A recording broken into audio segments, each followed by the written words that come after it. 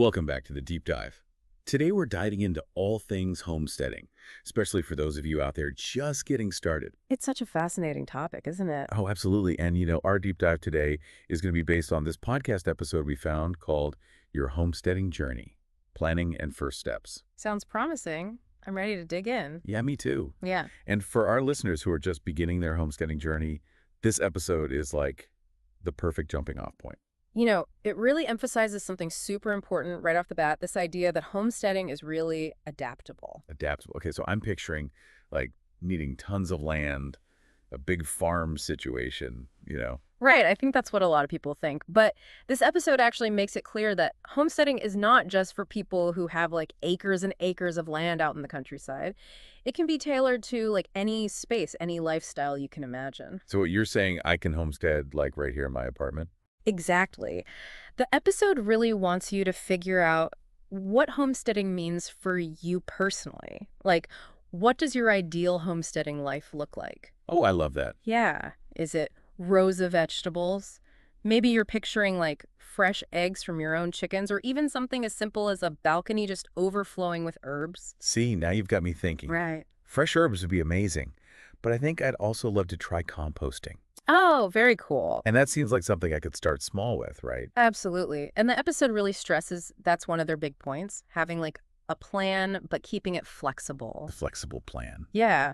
And choosing manageable projects that fit into your space and your lifestyle, however busy you are. Okay, that makes a lot of sense because jumping into something too big could be totally overwhelming. Exactly. And they actually give a perfect example. Even if you only have limited space, you can still have a thriving container garden or start composting with like a simple worm bin right on your balcony. So you're telling me I don't need some massive backyard to get started? Nope, not at all.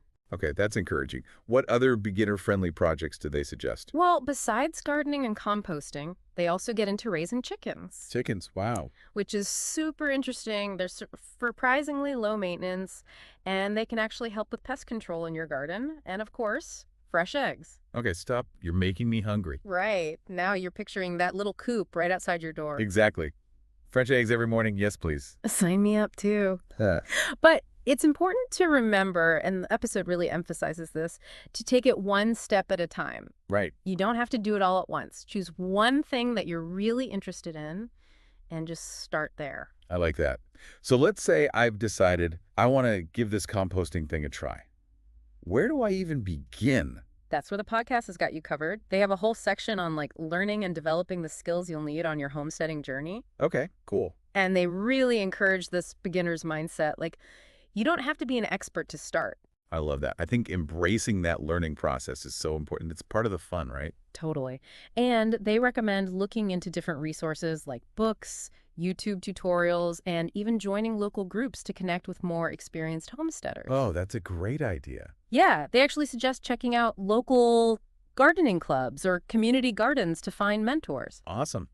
Because it's always helpful to learn from people who've, been there and done that. Plus, it's a good way to make some new friends, too. Exactly, like a little homesteading community.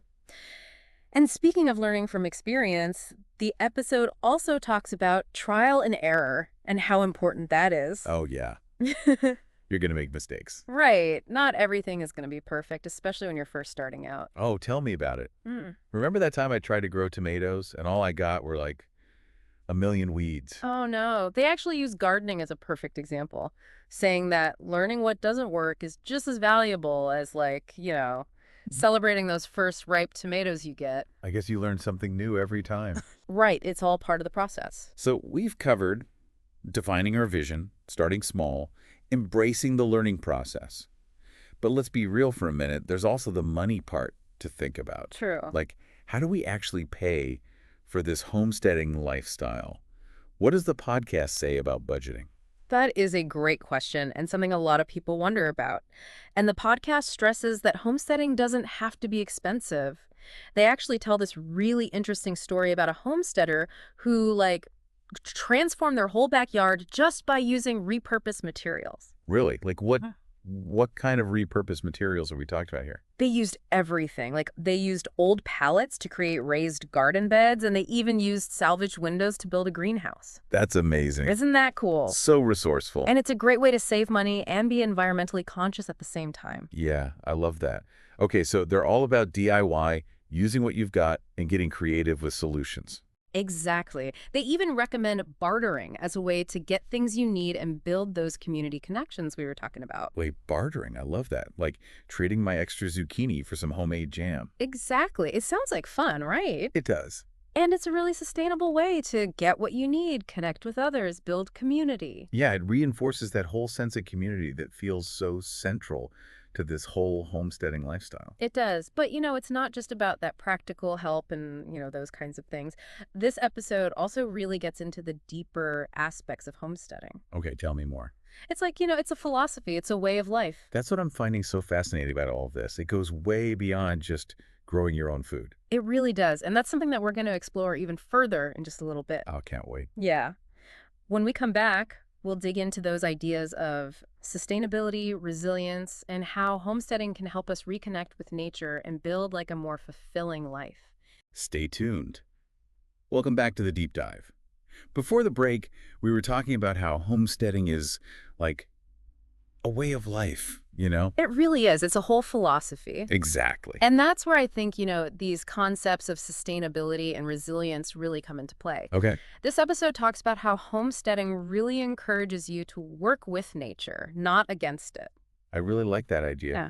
What are some of the examples they give? Like, how do you actually work with nature? Well, they talk about this thing called companion planting, which is basically strategically planting different species together to help each other out. Like, for example, you can plant basil near your tomatoes, and it actually helps to deter pests naturally. Oh, wow, that's so cool. Right. It's like creating a little mini ecosystem, right? Your garden. Exactly. And the best part is it reduces the need for chemical pesticides, which is good for the environment, good for your health, win-win.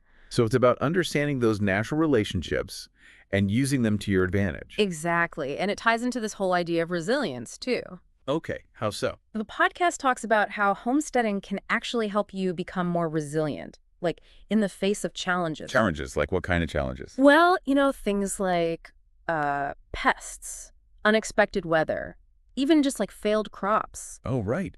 I can see how dealing with those things would definitely build resilience. Yeah. It's about learning to adapt, problem solve. Exactly. And they shared this really great story about a homesteader who experienced like a really bad hailstorm, and it like wiped out their entire garden. Oh, no. But instead of giving up, they used all the damaged plants to create compost, salvaged what they could, and basically just started over. Wow.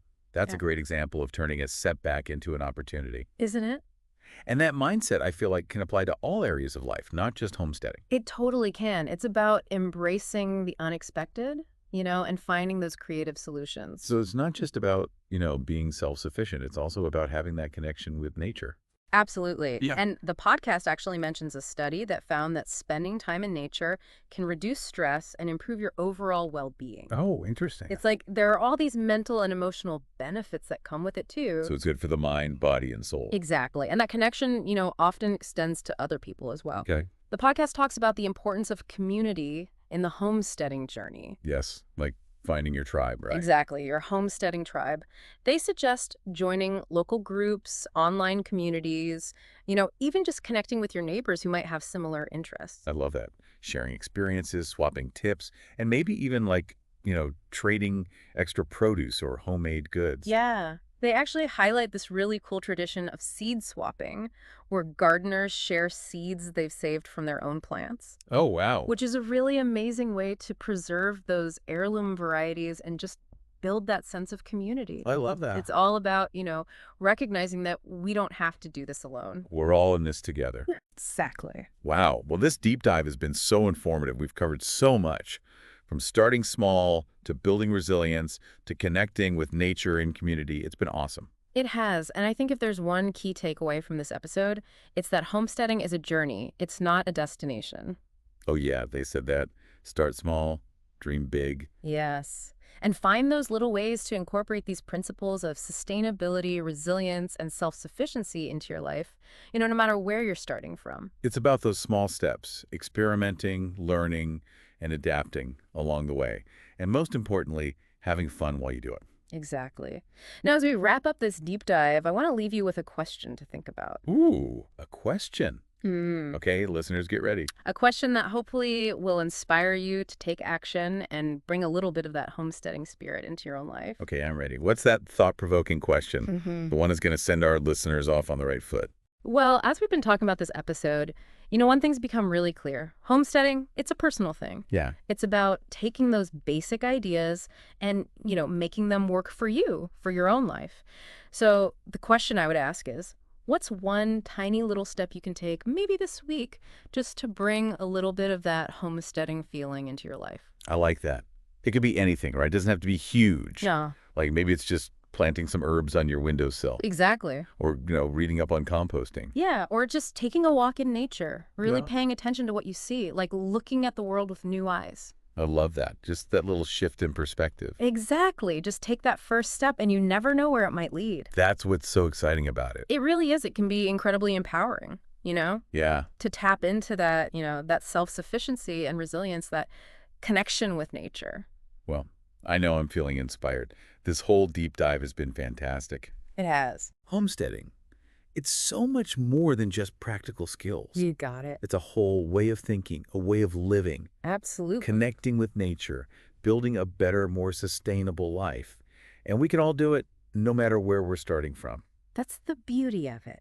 Well, on that note, I think it's time to wrap up our deep dive. I think so too. Thanks for joining us, everybody, and happy homesteading.